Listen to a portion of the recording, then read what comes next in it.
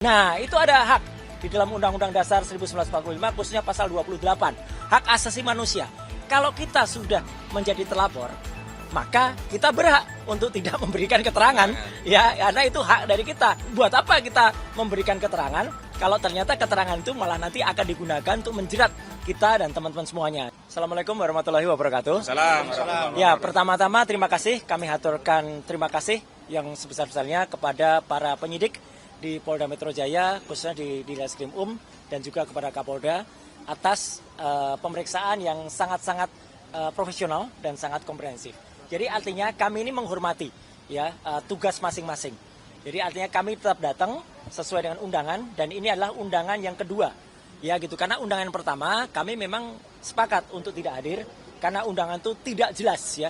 Tidak ada nama terlapornya, tidak ada lokus dan tidak ada tempusnya. Jadi tidak ada lokasi dan tidak ada waktunya. Nah, ternyata bagus. Kami minta untuk ada terlapornya, maka ketika tadi sudah ada nama terlapornya, nah itu ada hak di dalam Undang-Undang Dasar 1945, khususnya pasal 28, hak asasi manusia. Kalau kita sudah menjadi terlapor, maka kita berhak untuk tidak memberikan keterangan, ya, karena itu hak dari kita. Buat apa kita memberikan keterangan kalau ternyata keterangan itu malah nanti akan digunakan untuk menjerat kita dan teman-teman semuanya. Yang kedua benar sekali, apa kata tadi Bang Kosinudin ya, bahwa mereka itu yang lapor-lapor ini, yang lapor-lapor ini aneh gitu.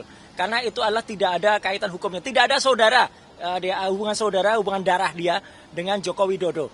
Ya gitu, jadi aneh kalau mereka kemudian merasa ikut menjadi yang harus melaporkan, gitu terhina-hinanya, serendah-rendahnya, itu nggak ada. Dan juga lucunya, mereka mendalilkan beberapa pasal ya, terutama 160 yang itu sifatnya adalah penghasutan. Dan mungkin mereka tidak mengerti atau lupa, jadi harus belajar dulu bahwa pasal penghasutan itu 160 itu sudah ada putusan MK yang buat itu adalah menjadi delik material, bukan lagi delik formil. Jadi harus ada korban yang dihasut dan yang dihasut itu membuat kerusuhan atau membuat keonaran secara nyata. Gitu. Jangan dibalik, jangan mereka yang buat kerusuhan, tapi orang lain yang kemudian merasa karena adanya dihasut oleh kami. Jadi kan aneh sekali kalau kemudian itu didalilkan. Kemudian pasal 28 ayat 2 yang kebetulan saat ini juga nyatakan kebetulan saya ikut mengawal undang-undang itu dan merancang undang-undang itu dari awal. Undang-undang ITE nomor 11 2008 direvisi menjadi Undang-Undang nomor 19 tahun 2016, direvisi lagi menjadi Undang-Undang nomor 1 tahun 2024. Itu ketika saya berada di DPR Komisi 1, kami ikut mengawal. Jadi salah penerapan pasal itu 28 ayat 2 itu yang itu mentautkan antara SARA. Mana akibat SARA? Suku, agama, ras dan antar golongan yang kami buat. Kemudian tentang kebohongan yang kemudian menimbulkan keonaran di ayat 3-nya. Juga nggak ada juga. Jadi karena itu tidak ada semua, maka kami tadi sepakat ya, kami hanya diperiksa tentang ditanya di awal depan nama dan kemudian bagaimana kondisi kesehatan. Tapi seterusnya ya karena nggak ada hubungannya, ya makanya ya udah lanjut saja. Jadi makanya dengan cepat, meskipun saya nggak tahu masing-masing mungkin agak berbeda. Saya ada 85 pertanyaan dengan 55 halaman, maka bisa diselesaikan dengan sangat cepat ya.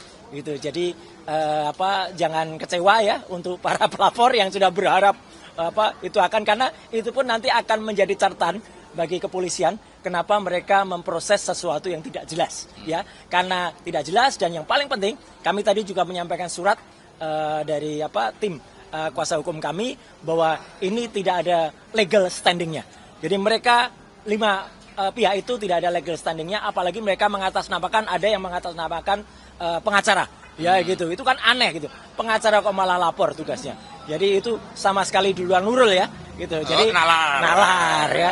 Jadi kami sekali lagi terima kasih kepada media, terima kasih kepada Polda Metro Jaya yang sudah sangat-sangat profesional dengan sangat bagus memproses ini.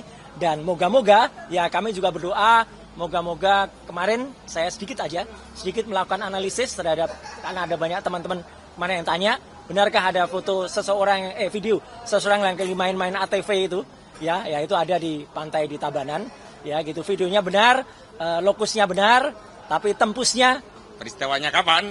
Nah itu masih tanda tanya ya. Terima kasih.